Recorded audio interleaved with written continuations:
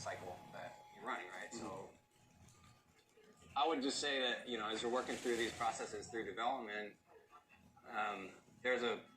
there's cases where certain things are not right. Like the pump is also doing a lot of work, right? So one end of the pump, turbine end of the pump is generating power.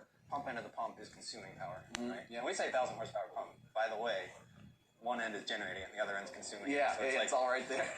It's like 2,000 plus 1,000 minus 1,000. Yeah. So it's doing that work, and if that's not balanced, if the amount of work you're asking the pump to do outweighs the amount of power you're giving to the turbine, then yeah, it goes the other way and doesn't bootstrap, right? So you got to work through all that and keep it all balanced. And then what's your actual... By the way, it also has to happen on the oxygen side, and those two have to stay in balance because they're coming together and joining in the combustion chamber. So it's a dance. It is a very delicate dance. Then what's your actual ignition process?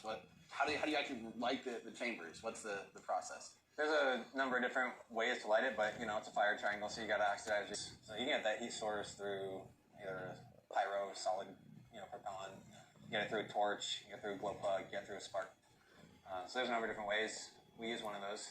And really trying to put that system through the ringer also to make sure it's reliable. And one of the cool things that, I guess it's obvious when you think about it, but at once, we're racking up, like, if you rack up chamber test time, we rack that up 15 times fast. I see it as a totally bad thing, but at the end of the day, it might be... it's got to work, right? Yeah. Like a little Starship's got a gazillion engines, right? And if you beat the crap out of these things enough,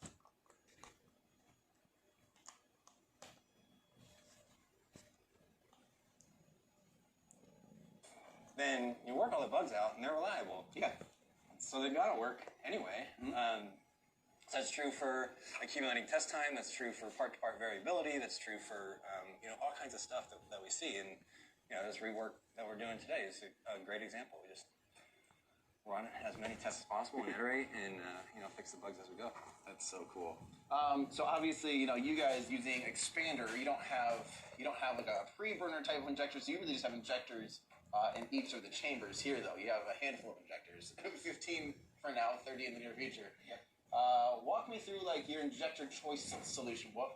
How do you end up with what you ended up with? I guess the first thing is that each of these, the way we control the vehicle,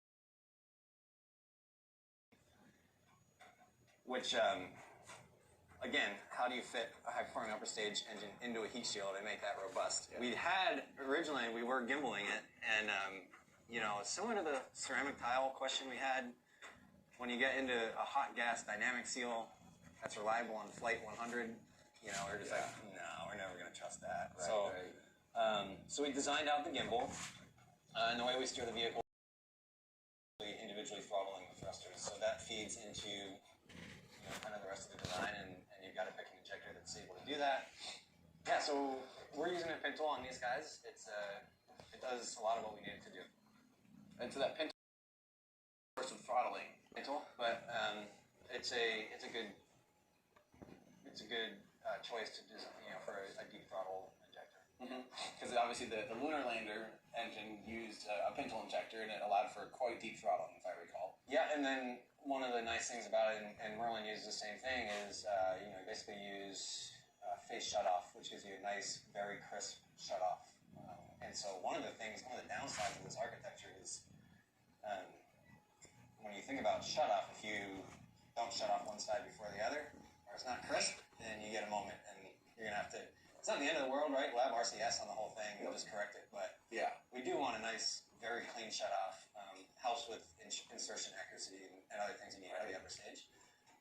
So, yeah, the pintle allows you to... But two, Stoke will be steering the upper stage, both during ascent and during landing, by using what's known as thrust differential. So instead of swiveling the engines to steer a rocket, if you have multiple engines, you can increase or decrease the thrust on one side of the rocket or the other to actually steer it. Now in Stoke's case, there aren't actually multiple engines. Now, there'll eventually be 30 thrust chambers, but they're fed by a single